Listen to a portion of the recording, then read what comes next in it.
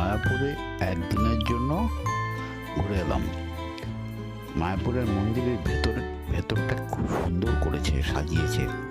দেখুন কি সুন্দর লাগছে দেখতে, খুব ডেকোরেটিভ করেছে এবং একটা বিশাল গার্ডেন করেছে ভেতরে।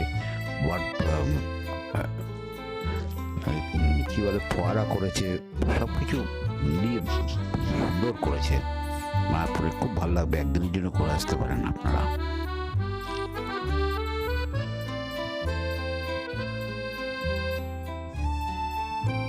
খুব সুন্দর লাগলো আমার মায়াপুর একদিনের ট্রিপ।